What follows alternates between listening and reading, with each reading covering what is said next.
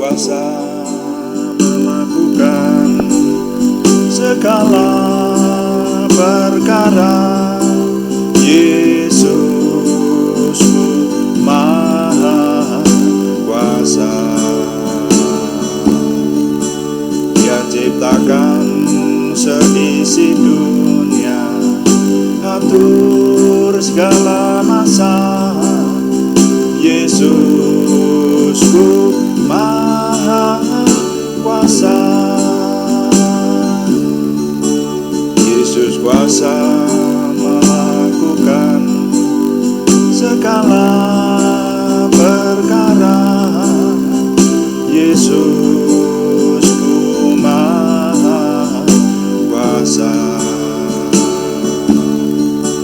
Dia ciptakan seisi dunia, atur segala masa.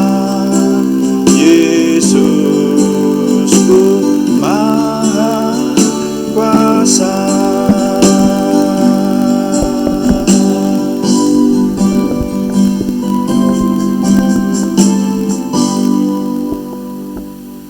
Bapa, kami mengucap syukur untuk doa malam hari ini. Kami menyerahkan semua yang kami kerjakan. Tuhan menguasai secara penuh, bertahta di tengah kami, dan semuanya menjadikan nama Tuhan dimuliakan. Ketika nama Tuhan dimuliakan, kami semua diberkati. Terima kasih Bapa, dalam nama Tuhan Yesus Kristus kami berdoa. Haleluya. Amin. Selamat malam Bapak Ibu Saudara sekalian yang sudah bersama dengan kita di sini dalam doa malam hari ini. Saudara, doa malam melalui online ini diadakan secara iman Kristiani dengan dasar keyakinan kepada Tuhan Yesus Kristus, Yeshua HaMasyiah, Isa alaihi salam, Juru Selamat dunia, Imam Besar Agung kami. Firman Tuhan yang didokumentasikan dalam kitab suci Perjanjian Lama dan Perjanjian Baru menjadi pegangan kami, menjadi pegangan kita sekalian. Saudara sekalian, kali ini saya ingin mengajak Bapak Ibu untuk meneliti firman Tuhan di dalam 1 Samuel pasal 30. Judul renungan kali ini menghadapi krisis. 1 Samuel pasal 30, saya baca ayat 1 sampai 10 dulu. Ketika Daud serta orang-orangnya sampai ke Siklak pada hari yang ketiga, orang Amalek telah menyerbu tanah Negeb dan Siklak. Siklak telah dikalahkan oleh mereka dan dibakar habis.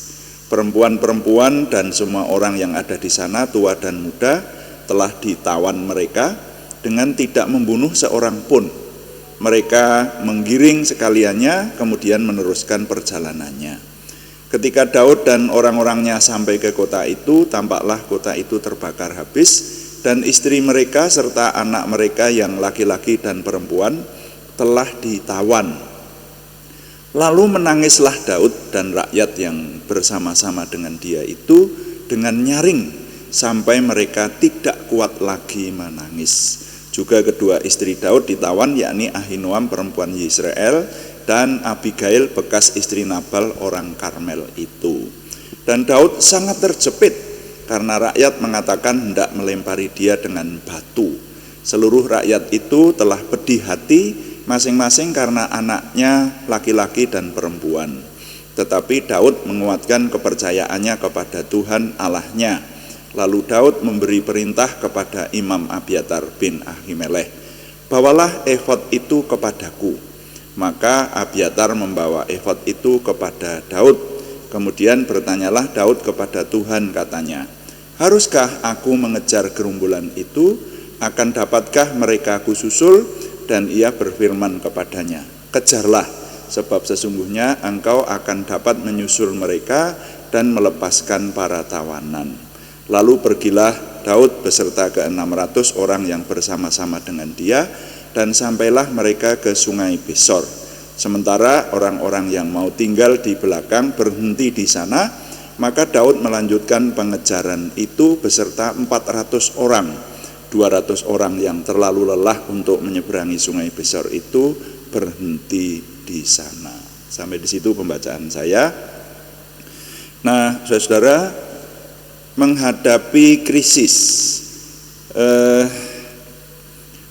siapapun kita, saudara dan saya, pernah menghadapi saat-saat krisis, dan sepertinya tidak bisa terhindar bahwa manusia itu terkadang menghadapi masa krisis. Yang namanya krisis itu sesuatu yang mendesak atau sesuatu yang mengagetkan dan harus diselesaikan dalam suatu waktu, jangka waktu tertentu, tidak bisa ditawar, dan bahkan ada waktunya masa krisis itu menyebabkan orang putus asa, kemudian tidak bisa berpikir apa-apa atau tidak bisa melakukan apa-apa, seperti itu. Nah, tapi saya diingatkan akan kisahnya Daud ini. Daud itu ini menghadapi salah satu krisis terbesar. Jadi kalau menurut saya krisis terbesar dalam hidup Daud itu ada di sini, di seputaran tempat namanya Siklak, ya, karena waktu itu dia tidak punya siapa-siapa, dia tidak punya apa-apa, dan ya dia hanya jadi dia itu, Daud ini kan dalam waktu pelarian, dikejar-kejar oleh Raja Saul untuk dilenyapkan. Lalu Daud menyingkir dengan orang-orangnya. Nah, kemudian sampai mengungsi di tanah Filistin malahan. Kemudian raja-raja di kota Filistin mengadakan peperangan melawan umat pilihan Tuhan, melawan bangsanya Daud sendiri. Lalu Daud diminta untuk ikut membantu, tapi ternyata setelah berangkat ikut membantu, meninggalkan perkemahannya di Siklak, para raja Filistin tidak sepakat kalau Daud akan membantu, maka Daud dipulangkan, tidak usah membantu, gitu. Karena nanti khawatir justru berbalik seperti itu. Nah, sehingga Daud dipulangkan beserta dengan 600 orang yang mengikuti dia, itu pulang ke tempat perkemahannya di Siklak. Saudara, jadi gambaran saya, Daud beserta dengan orang-orangnya yang 600 orang berkemah di Siklak beserta dengan istri dan anak mereka. Ketika mereka meninggalkan perkemahan itu, semua laki-laki yang bisa berperang meninggalkan perkemahan karena mau membantu, dalam tanda petik, tuan mereka, gitu ya. Nah, tapi karena tidak jadi membantu, maka Daud dan ke-600 laki-laki yang bisa berperang kembali ke perkemahan di Siklak, tapi ternyata perkemahan di Siklak itu sudah dirampok oleh orang Amalek.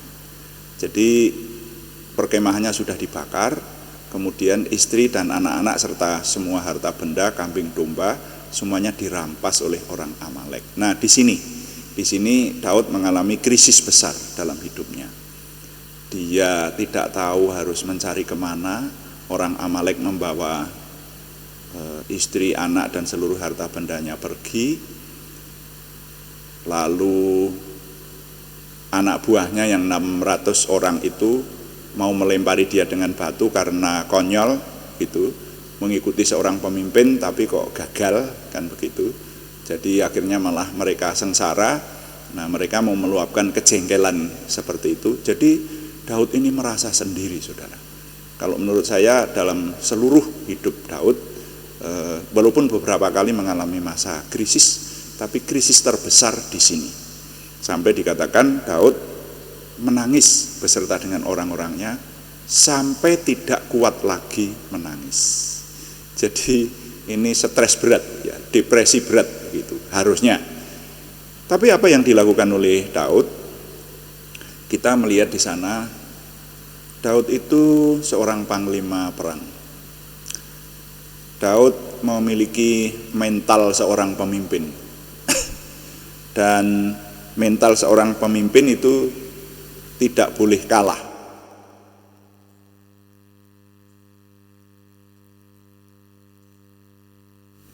Mental seorang pemimpin itu tidak boleh putus asa atau depresi.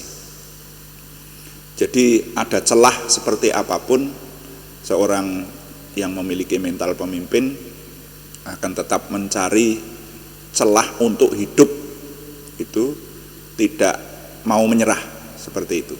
Nah, ini memberikan keteladanan buat kita, saudara sekalian. Dalam waktu krisis itu orang bisa kehilangan pegangan, bisa putus asa, dan bahkan bisa bertindak yang di luar batas. Antara lain kalau orang seperti Daud mestinya ya bunuh diri saja toh. Orang anak buahnya sudah tidak mendukung, lalu segala sesuatunya sudah hilang. Jadi dia benar-benar sendiri waktu itu. Tapi Daud memberikan keteladanan kepada kita yang dicari Tuhan. Dia memanggil Imam Abiatar dan berkata, bawalah efod itu kepadaku, mari kita berdoa. Dan Daud menanyakan apa yang harus dikerjakan ke depan ini kepada Tuhan. Dan Tuhan menjawab bahwa kalau Daud maju menyerang, mencari dalam hal ini anak istri mereka dan harta benda yang ditawan, itu Tuhan akan menyertai dan Tuhan akan memberikan kemenangan. Nah, dengan jawaban itu Daud memiliki iman. Ini loh, ini yang saya rasa tidak mudah ditiru ya. Gampang diucapkan, gampang dipelajari, gampang dimengerti. Tapi kalau untuk menghayatinya, wah, orang kalau sedang menghadapi krisis itu tidak tahu apa yang harus dikerjakan loh. Tapi Daud menguatkan dirinya sendiri dan menguatkan hati anak buahnya. Kira-kira kalau yang saya gambarkan, kira-kira juga Daud akan berkata begini kira-kira. Kalau kamu melempari aku dengan batu, maka semuanya selesai. Kita ini sudah berjuang untuk hidup, melarikan diri dari kejaran Raja Saul sampai di tempat ini. Usaha kita bersama, kita sudah selalu hidup bareng yang 600 orang ini dengan keluarganya, bersama-sama dengan aku. Dan kalau kita tidak melarikan diri, wong kamu itu juga sama-sama pelarian. Itu yang 600 orang itu kan orang-orang yang dikejar-kejar karena masalah juga. Jadi kondisinya sama. Nah, karena itu rasanya Daud akan berkata begini, kalau kamu melempari aku dengan batu, ya kamu akan kehilangan aku sebagai pemimpinmu dan tidak mendapatkan apa-apa. Kamu hanya melampiaskan emosi saja. Nah, sekarang aku sudah bertanya kepada Tuhan dan Tuhan dengan jelas berbicara kepadaku bahwa musuh akan dapat kita kejar.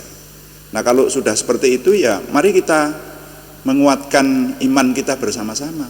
Mari kita menguatkan kepercayaan kita bersama-sama, lalu kita bergerak mengejar musuh. Nah, adapun hasilnya nanti ya kita lihat nanti. Kalau kita percaya bahwa Tuhan menyertai, kita akan berhasil. Tapi seandainya tidak berhasil pun kita sudah berusaha. Bukan kok malah pemimpinnya dilempari dengan batu. Bagaimana? Kira-kira seperti itu. Nah, lalu anak buahnya ternyata setuju. Yes, ayo kita kejar musuh. Dan mereka tidak tahu mengejarnya kemana. Ini. Nah, makanya oleh anugerah Tuhan, oleh berkat Tuhan. Nah, ini memberikan keteladanan besar buat kita. Pada waktu menghadapi masa krisis, yang dicari Tuhan, petunjuk Tuhan, dan petunjuk itu ditaati. Ketika petunjuk itu ditaati, berhasil.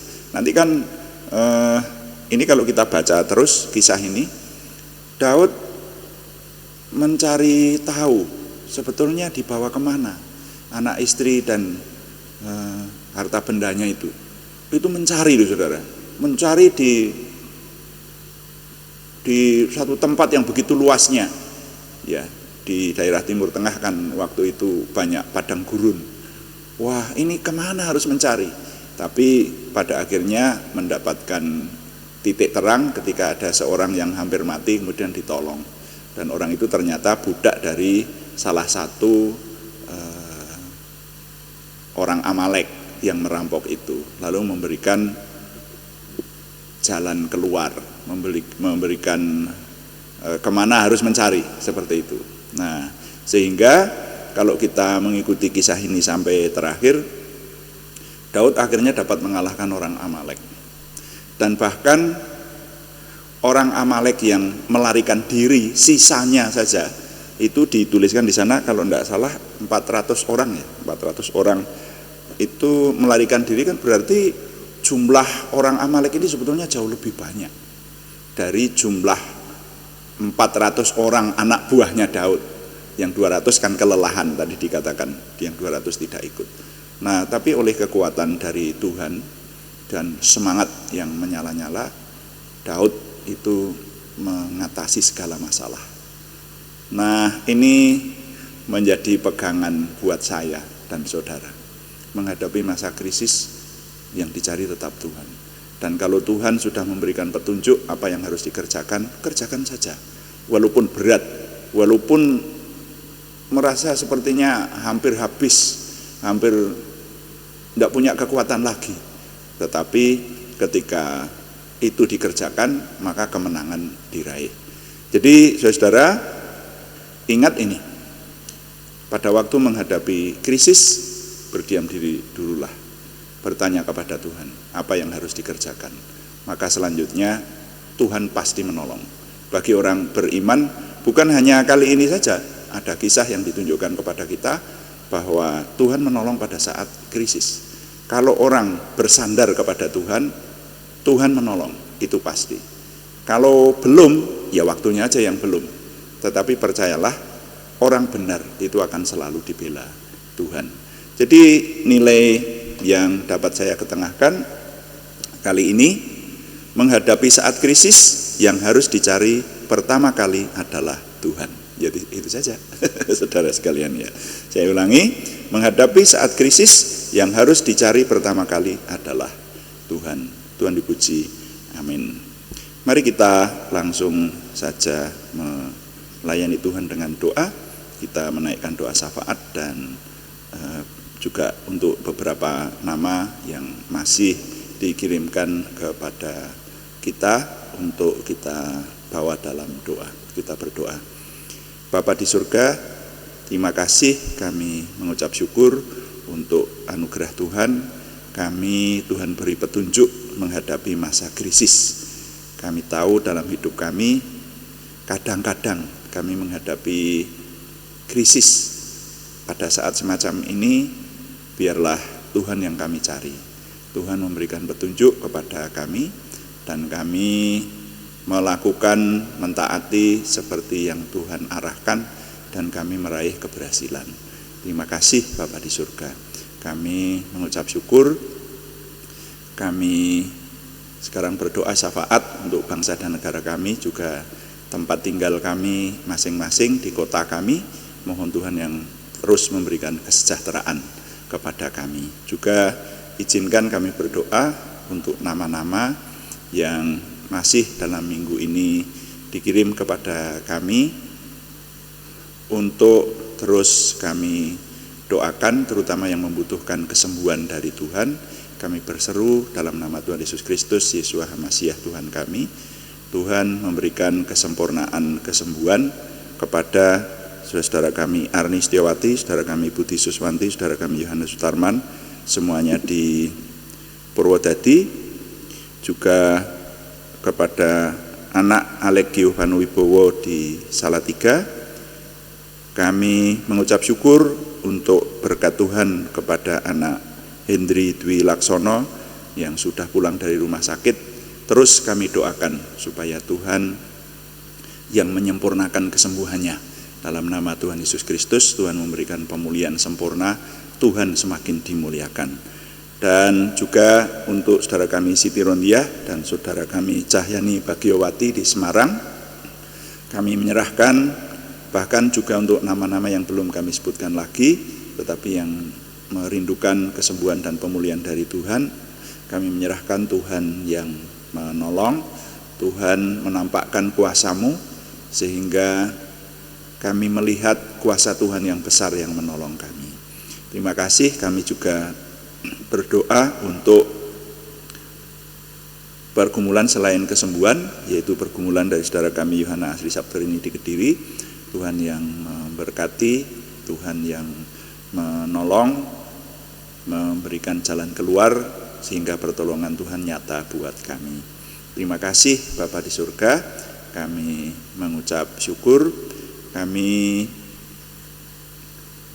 menyerahkan semua yang kami kerjakan setiap hari, baik tugas-tugas kami keseharian, bahkan juga tugas pelayanan, baik onsite maupun online, kami menyerahkan Tuhan yang memimpin menuju kepada kesempurnaan Tuhan sendiri. Terima kasih Bapa di surga, kami mengucap syukur setiap hari. Dengan ini Tuhan membawa kami semakin memiliki pengenalan akan Tuhan, semakin memiliki percaya diri bersama Tuhan, antusiasme, optimisme, semangat dan bergairah menyambut masa depan kami untuk menang bersama dengan Tuhan. Terima kasih, kami mohon Tuhan yang menyempurnakan doa kami oleh pertolongan dan pimpinan Roh Kudus. Semuanya kami persembahkan dengan mantap percaya dalam nama Tuhan Yesus Kristus Juru Selamat kami. Haleluya. Amin.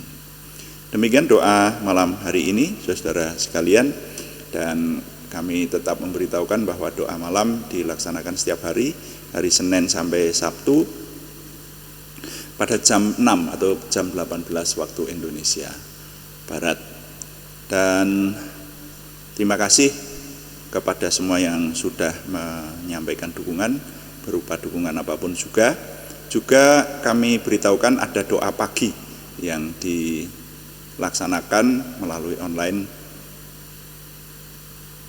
pada hari-hari yang sama pada jam 5 pagi. Ya. Kami tetap mengharapkan dukungan Anda, setidaknya dukungan doa, juga like, komen, dan share. Terima kasih yang belum memberikan subscribe, berkenan memberikan subscribe. Bagikan kepada teman-teman lain di sekitar Anda, sehingga lebih banyak lagi yang diberkati bersama dengan kita. Selamat malam, Tuhan memberkati. Amin.